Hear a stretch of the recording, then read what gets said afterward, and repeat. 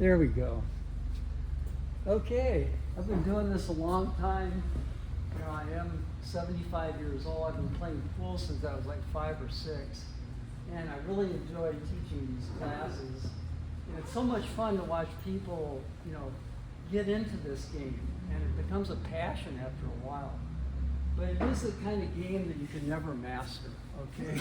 That's really important to recognize that even an accomplished player or somebody that looks like they never miss, you know, is still learning, And that's the thing about pool that I like to say from the beginning. The most important thing about pool is your passion for the sport, the love of the game. Because from that, you're going to be able to really enjoy it. In fact, there was a book written called Pleasure of Small Motion. And the whole book was about the fun, the mystery of playing this game. And I remember when I was 5 or 6 years old, my parents had a pool table in the attic, a 9-foot regulation table. And at 5 and 6 years old, I went up there and I started rolling these colored balls around the table. And from that point on, fast forward 70 years later, you know, I still have a passion for that as well. So when people ask me, well, how can I improve? How can I become better? The most important thing is your desire and your intent. Because I've known a lot of pool players that have a lot of skill or talent, but they burn out real quickly. Why do you think people burn out in pool? What would be your answer to that question? It's hard, exactly. It's hard, and the hard is what makes pool great. In other words, when you're able to overcome, you make a long shot, make a bank shot, a combination, and you learn some of the secrets and the mysteries of the game, it becomes more and more fun. Okay, today, before we even start, I do want to say a few things about our people here. First of all, we have 3 assistant instructors here today. Now we'll start with Chuck. He's taken this class about 10 times, and he's become so accomplished that now he's become a great teacher as well. So we're going to have a lot of one-on-one training. Okay. And then there's Brad. Where's Brad? There he is. He's taken the class as well, and he's come a long way. He's become quite an instructor. In fact, he's taught me some of the things I'm going to show you today. So we really appreciate his help over the years. And also Carl over here. He is a VCA certified instructor, senior instructor, right? Master instructor. And that's awesome. So you really have a lot of people with a lot of experience here today. So. Okay, before we start, I would like to get to know you all better. I'm sure you see all these strange people around, but there are some people coming back, like my friend Nyla over here. How many times have you taken the class now? 6 times. Okay. And she's been kind of a mainstay, and she's improving steadily as well. But let's go around the room and just introduce yourself and let us know, what you'd like to learn about pool. We'll start with Jeannie. Yeah, I'm Jamie. I took Peter's class last semester, enjoyed it so much, and just want to learn more, be more consistent, and my big thing is figuring out where the cue ball is going to go after it hits the outdoor. That's what I really want to work on. Go ahead. My name is JD. I've been in Prescott for over 25 years. I like to play pool. I play on a fairly regular basis, but I'd like to gain more consistency. A lot of my shots are intuitive, and I'd like to gain some actual knowledge behind where the ball is going instead of just guessing. Sounds good. And in fact, that's going to be our process going through this. The first few classes, we're going to learn how to put our bodies in the correct alignment and position and how to aim. And then from there, we're going to look at the stroke. That'll be the second thing that we look at. And finally, how to control the cue ball. Okay? And when you master those three things, you've come a long way. My name is Crystal. I have almost no experience shooting pool. I say shooting instead of playing because I'd rather have a hip. I do watch a lot of people play pool, Yeah. and they're always encouraging me to play with them. And then one day I did. I have a bit of a mental block. I didn't do well in geometry. I convinced myself I can't see the angles, so I just never played. Had a guy spend like 2 hours helping me one day, and it was so fun. And I saw great. that maybe I could in fact do this. So here I am to see if maybe I can in fact do this. And that's the key word, fun. If you're not having fun in this class, something's wrong. Okay. My name is Beth, and I play pool off and on. I mean, I'm no good at it, but I want to learn how to break better, like stronger Okay. with the strength needed. And then the angles, of course, they're always tricky. But my dad is still alive; he'll be 85, and he likes to play pool. So I'm hoping that it's something that we can do together. And as we get older, I mean, I'll be 60 this year. You know, you kind of things start. You can't do certain things anymore. You know, so it's like I feel like bowling. I might be able to still do. Well, welcome. Like physically. Tom, you're back. Yeah, Cool. I'm back. My name's Tom Transeer. I took the class the last time was that in the fall. And I just enjoyed it so much and learned a lot. So after the course was over, I was able to practice. We have a table at our clubhouse. And I played a lot of pool when I was younger and then laid off for many years. And when I started again, I didn't realize how hard it was and how lousy I was. So this class has been great to get going again. And as Peter said about the passion and the desire, that spark has been lit. I watch videos and watch the Billiard channel. Yeah. So I'm back into it. Yeah. And I always appreciate Tom's take on golf, too. He's quite the golfer as well. I'm Bradley. I started playing when I was 12. You know, life gets in the way, so I took about 30 years off. But I love it. I love playing, learning. It's a game where you never know everything. You're always, you know, the guy that you're playing against, you go, I gotta put that shot in my repertoire. I love playing and I like helping people learn. Thanks, Brad. My name's Chuck. I've been playing pool. I can't remember when I started. So I'm so old I can't remember anymore.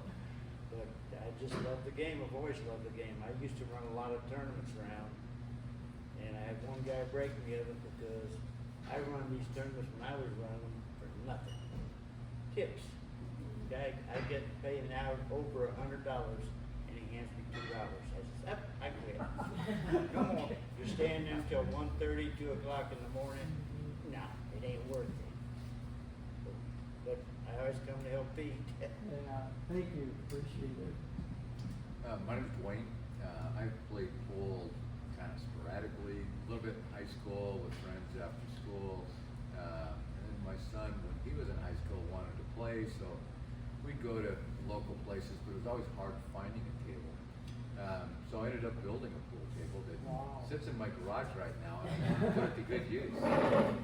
It's pretty cool, and Penny and I just look forward to learn how to play. We like to compete against each other, play cards. That was good. Right. Friendly rivalry, right? There you go. My name's Joyce, and my partner's Dan, but he had something come up today. Sure. But first day, but we just kind of fart around. We were like maybe 3 years ago over in that part of the bar. We were part of a group, like a tournament group or something. Oh, yeah. I didn't know what we didn't know what we were doing. Sure. We just faked it. So we would play pool for ever, but never just faking it. And I should say that there are a tremendous amount of activities here, leagues, tournaments, constantly going on.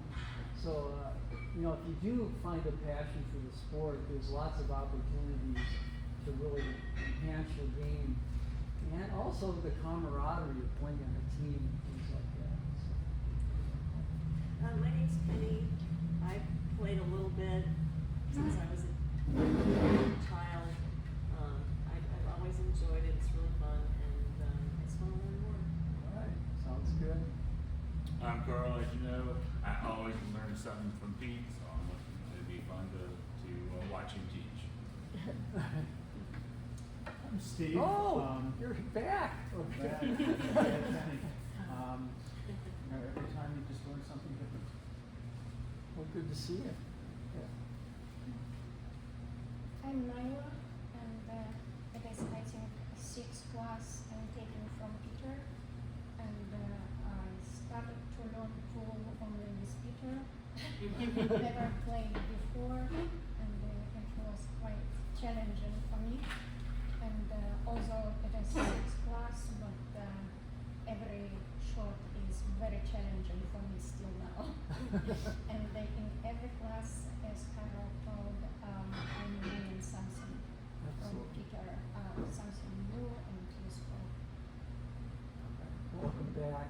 And as we get started here, keep in mind that this is an interactive class, so stop me at any time. Because and ask questions. In fact, I like it better that way, because that way, it tells me if I'm getting the points across and helping people. One question I Yeah, go have ahead. is that you were playing pool in the attic, your parents had Yes, a table? yeah. So were they both pool players? No, neither one was a pool player, but Oh. my dad had actually a 10-foot antique Brunswick pool table up there. And nobody was using it, and I was just a little kid. And, I developed a passion just by going up there and seeing those beautiful colored balls and started rolling them around the table. What happened to the table?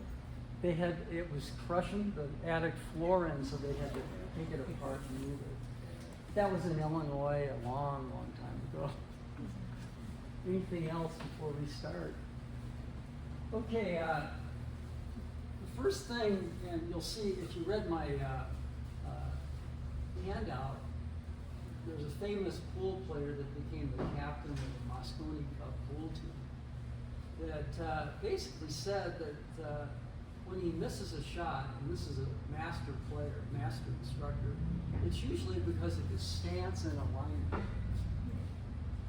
Now, you might wonder, well, why is that so important? We're going to focus on that today. In fact, the whole idea of today is to get your body in the correct position so you're actually aligned with the cue, with your shoulder, your arm, your wrist, and everything. And the hard part to keep in mind that a lot of people don't realize is that all the hard work in aiming and aligning your body is while standing up above the shot. The worst mistake that I see among beginners and amateurs is they see a shot and they get down and start moving all around, okay? That throws off everything because you don't have correct alignment, you haven't sighted the shot. The proper way to do that is to simply square up to the shot. Let's say I'm planning on shooting that 11 ball directly into the corner pocket. In other words, the eyes dictate how the body aligns. And we all see a little different, don't we? Some people are left eye dominant, right eye dominant, and so forth. But I want you to try this when we break up into groups and you start practicing. If I'm aligned with this 11 ball, and I see exactly the target that I need to hit, the contact point to make the 11, if I move my head this way a half an inch, I'm off, aren't I? If I move my head this way a half an inch, I'm off. So you want to keep your eye lasered in on that target while you're standing up above the shot. And I do have a pre-shot routine, which is really important. And all of you that play a lot of pool will establish a routine. Now, how important is a pre-shot routine before you shoot a pool ball? How important would you consider that to be? It's very important. Very important. Look at Tiger Woods putting. Federer serving a tennis ball, any sport. You can even say croquet, darts. In other words, when you ever see somebody masterful at any sport, they always have a specific routine they go through before they actually execute that stroke. And that's incredibly important because your pre-shot routine that you have before every shot is like your comfort zone. It's a way to loosen up your muscles and get your body in the proper position. Now for me, my pre-shot routine, and I think for everybody, should be just to simply breathe and relax. You know, when you're playing with your buddy in competition or you're in a league or whatever it might be, you tense up. But I want to tell you straight ahead that pool is a non-tension sport. Your arms, shoulders, hands, arms, and everything should be completely relaxed. So breathe and relax, and I want to visualize the shot. Visualize the 11 ball going straight into the corner pocket. But going back to that routine, now if I'm aiming at that target there, I want to keep my eye right on the target. Now you'll notice that my right arm is completely relaxed at my side and I'm holding my cue. Now I've got my eye right on the target. So what would be my next step in the process? Well, the next step in my process would be simply to move my right toe or my right foot on the target line. What happened to my cue? I moved my right foot on the target. The cue is now in line with the 11, isn't it? So really from here, all I have to do from there is step forward with my left foot. Then the left hand and the right hand fall right behind the cue. And by doing these warm-up strokes that I'm doing right here, I can tell if I'm right on line or not. So what is drill number 1? Yeah, you just saw it. Square up to the shot, find your target. Breathe and relax. Let the right toe or right foot on the shot line, left foot forward, left hand and the right hand down in the shot, and do a couple of warm-up strokes. Now what you're going to notice when you do that is that a lot of times when you get down on the shot, you're going to be off to one side and you have to correct and all that. You want to, as much as possible, to be able to get down on the line every time and be perfectly aligned with the cue ball. So that's drill number 1. I want you to practice actually seeing the target, breathe and relax, right foot on the line, left foot forward towards the target, and do a few warm-up strokes. And if you're off, keep doing it until you feel like you can lay the cue right on the target line. Okay, that would be drill number 1. Now drill number 2 would be to do the same thing, only this time we're going to shoot the cue ball right into the pocket. So now your target is the center of the pocket, okay? So I'm squared up to it, my eyes on that target. Right foot on the line, left foot forward, and take some warm-up strokes. And if I'm satisfied that I'm perfectly aligned, I'm just going to go ahead and do it. Now you notice I accelerated the cue all the way through, and I stayed down throughout the shot. That is crucially important. The smart guy said always bet on the person that stays down the longest. Like anything, you know, like shooting a gun, putting, any kind of sport activity, you have to stay down and through the shot. Let's go through that again. Line to the target, square up. Right foot on the line. You notice the cue actually moves right in front of the line. So all I have to do is step forward with my left foot, do my warm-up strokes. And you notice when you do this drill, make sure the cue is going straight through. Okay? Because at first you'll notice that you're going to feel awkward, it might be misaligned and all that. But what I want you to practice when you're doing that, and you'll have a partner, and you can kind of help each other out. But what I want you to practice is as you take your stance, square up, breathe and relax, right toe on the line, step left foot forward. But the entire process, my eyes on the target. So it leads from standing all the way to the point where you get your cue right on the cue ball and do your warm-up strokes. But you want to make sure that you're hitting the center of the cue ball so your eyes kind of go back and forth between the center of the cue ball and the target. You practice rolling it straight into the pocket. Now, what you're going to notice is sometimes you're going to get down on a shot and feel awkward, aren't you? If it feels awkward and you're misaligned, there's nothing wrong with standing back up and repeating your pre-shot routine. Because you want to get that to the point where you can do the same thing every time. Just like if you were hitting a golf ball. How's your pre-shot routine in golf now? I have it timed. You have it timed? Yeah. So with Yeah. the driver, I try to hit before I get to 15 seconds. Okay. With putting, I'll try to, kind of count the stroke. I used to use a metronome Oh, okay. to get that rhythm. Yeah. And everybody's pre-shot routine is going to be a little different. It's just like you see a lot of players that do real unorthodox things, but guess what? They do the unorthodox things for many, many years, and they're able to master it. But in this class, we're going to try to teach you some of the better fundamentals. It'll be easier to be able to play the game at a higher level. Okay, any questions on that so far? Yeah. So I have a question. So have you, one of the things I think not be my problem, and I don't know if other people have it, like you're looking up close in my bifocals, you look here, I go in my bifocals, and sometimes I hit there and I'm like, what the heck was I thinking? Yeah. And is that true, or is that just me making it up?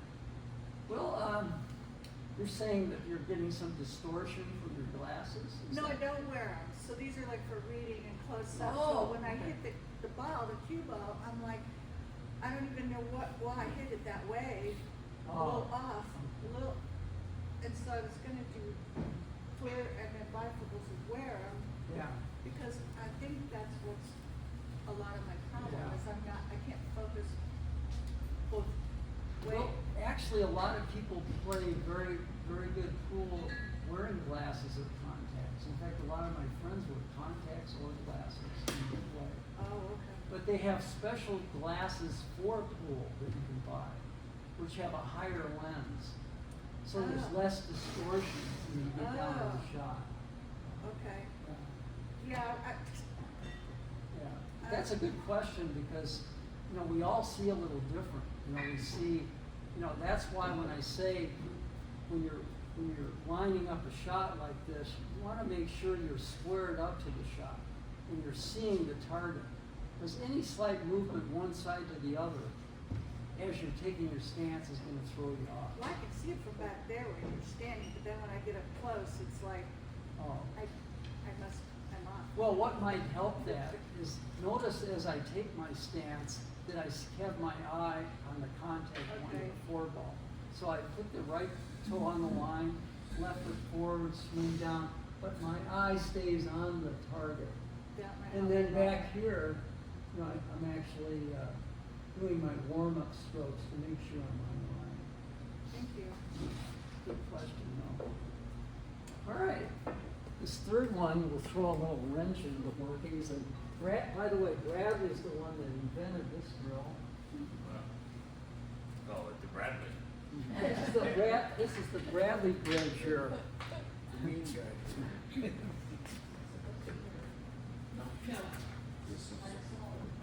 Okay, we'll put the cue ball back on the spot here. Now, as I said before, one of the one of the most important fundamentals in pool is being able to stay down and through the entire stroke. In other words, we're going to cover stroke next Saturday to a greater degree. But today, I would like to show you how your alignment is improved by using this drill. You can try this later when you break up into your groups. But again, let's do the whole process again. Find the target on the 4-ball to make it in the corner. Right toe on the line, left foot forward, swing down. Take your warm-up strokes.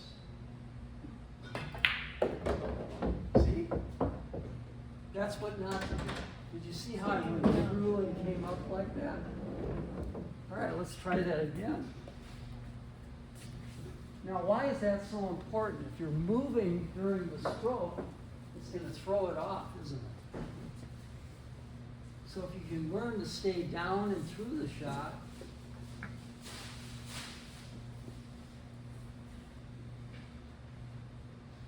you'll be a lot better off. Let's see if we can do it correctly this time. Notice how close they are here.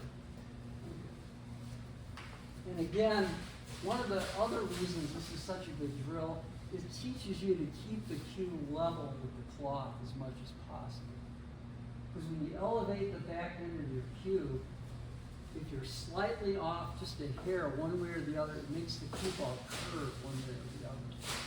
And that's why we sometimes miss or make mistakes even when we thought we had everything worked out.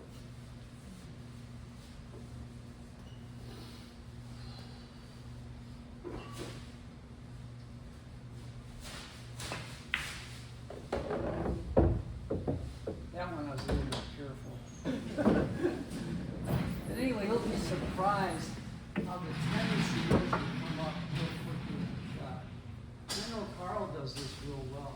And I do have to admit that, I'm 75 years old now, so my nerves aren't as good as they used to be. So I find myself lifting up more than I should too. So this is a good help for me as well. Any questions about that? Anyway, when you get paired up on different tables here, Brad, Chuck, Carl, and I will be coming around to help you with these different drills. But it seems like a basic fundamental, but some of the things I'm teaching you right here, if you can make them automatic as part of your game, you'll see a much quicker rise to a more effective game. I think of Jeannie's husband, Tim, who took this class, and I've been giving him private lessons. He's made some incredible. And he's one of those people that has the passion for the game, right? Yes. And he really wants to get better. That's why I need to get better. No, he tells me how good you're doing. Oh, yeah, I know. I feel like I should be paying you too because he comes home from the lessons and he teaches me things. Oh, okay, good. All right, and a couple other things I should mention too. You'll notice that I chalk basically before every shot. And you notice the tips on the cues that you're using have a curvature, about like a dime or a nickel. But I do want to point out the proper way to chalk. A lot of people want to just grind it in real hard, from the top like this. But really, the only part of the tip that needs any chalk is the circumference of the outer part, because that's where the miscues take place. So you hold your chalk at a 45-degree angle and just go around it like that real gently. That's all you need to do. And when you put the chalk on the table, you always put it that end facing up, to keep the table clean and so forth. But let's try one more with this drill.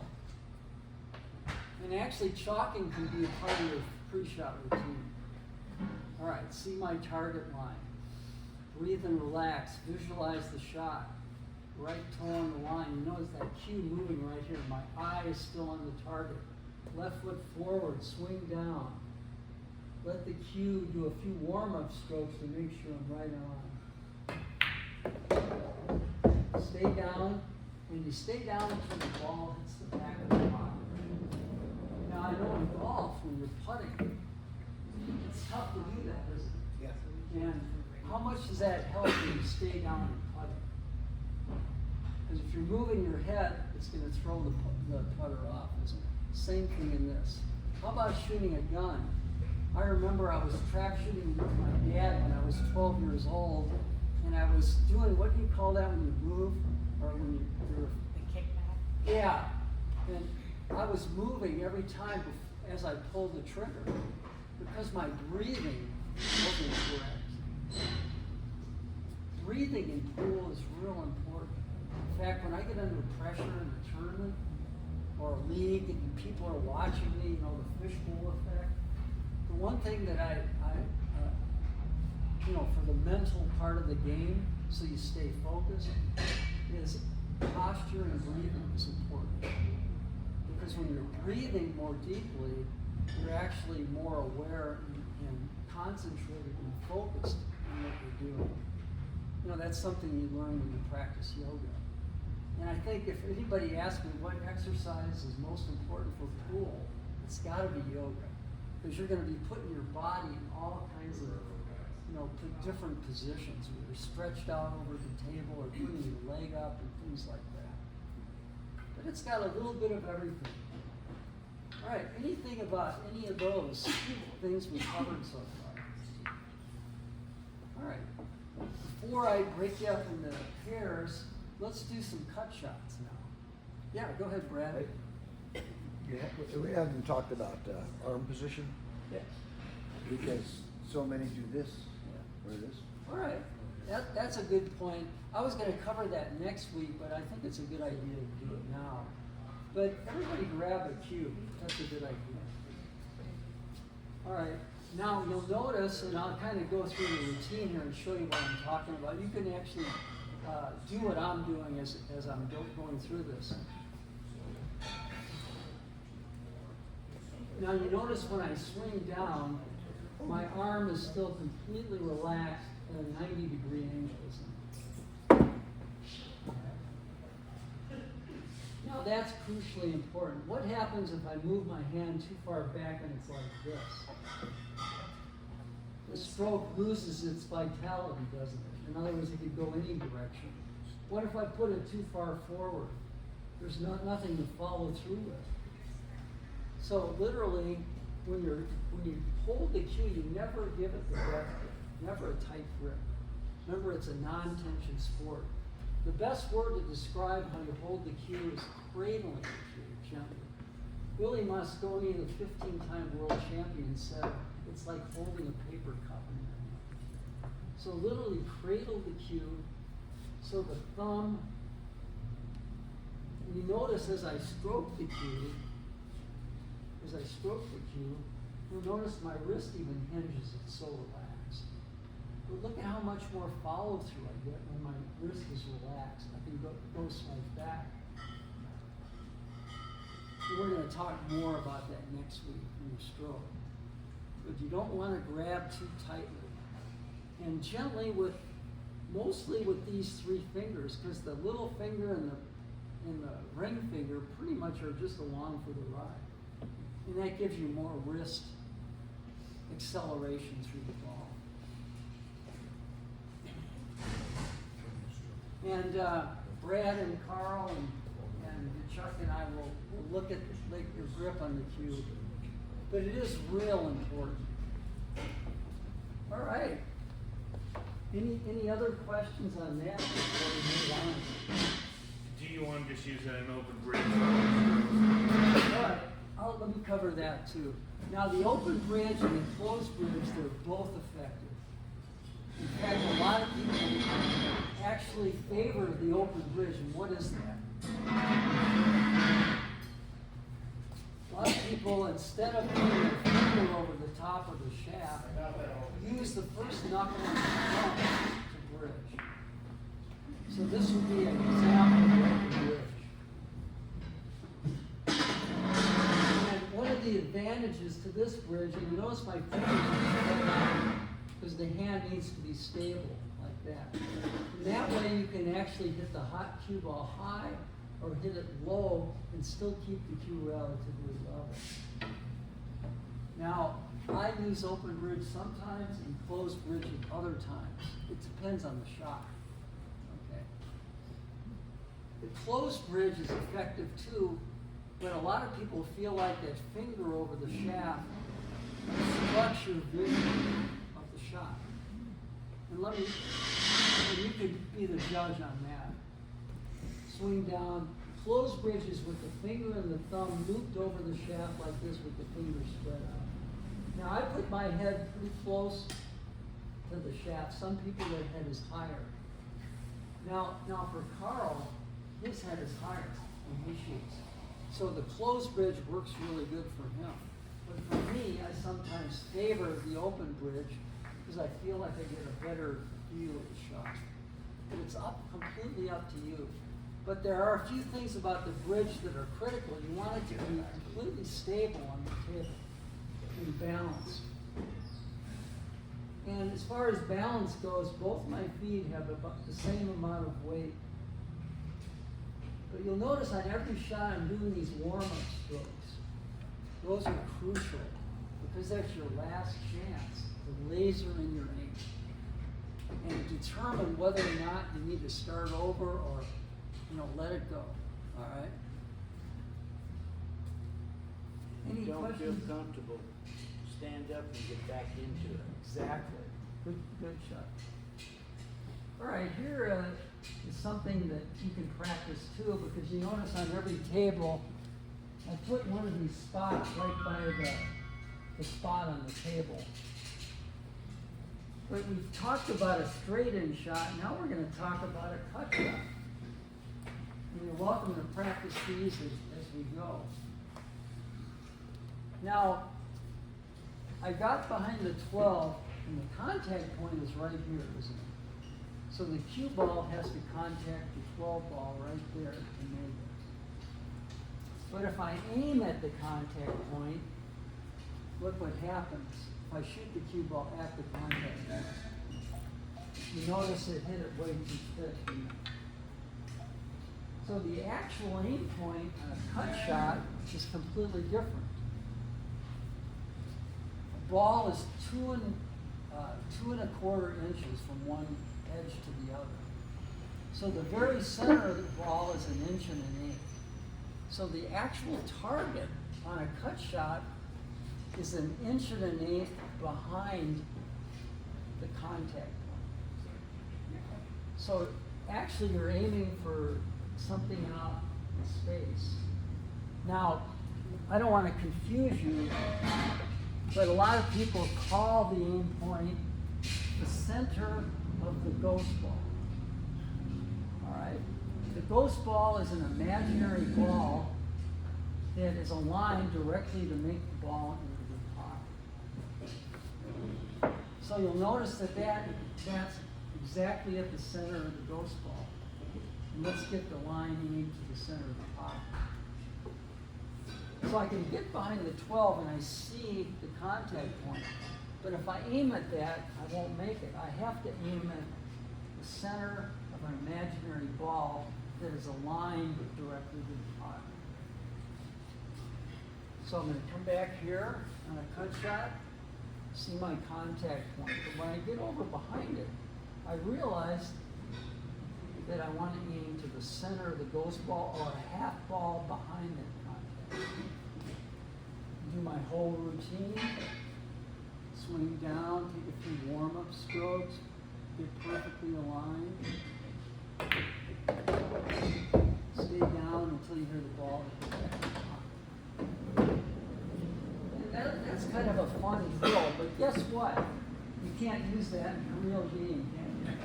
So, you just want to get the feel for how to hit a cut shot using this. And over here, all you have to do is put an object ball here, and you'll be able to do exactly what I'm doing with my contraption here. But the neat thing about this little contraption is that no matter where I put the cue ball now, that's my aim point, isn't it? From any direction around the ball, including right on a straight-in shot. So if I put the cue ball here, I would do exactly the same thing. See my contact point. I'm back behind it, square up. Right toe on the line, swing down, left foot forward. A few warm-up strokes. Stay down until you hit the ball with the back. That'll be one thing for to work on for first day. Because I know very rarely do you get perfectly straight shots. Generally, 80 to 90% of your shots are variations of different cut shots. Okay, where are we at? Are we ready to start playing? Okay, sounds good. I'm going to go ahead and let you just pair up with anybody and just grab a table, and we'll all come around and work with you on some of those drills that we looked at. Okay. Any questions before we do? All right. He still should not take the Yeah. last one, Yeah, or he you can use that one. Oh, Sure. okay. Thank you. Yeah.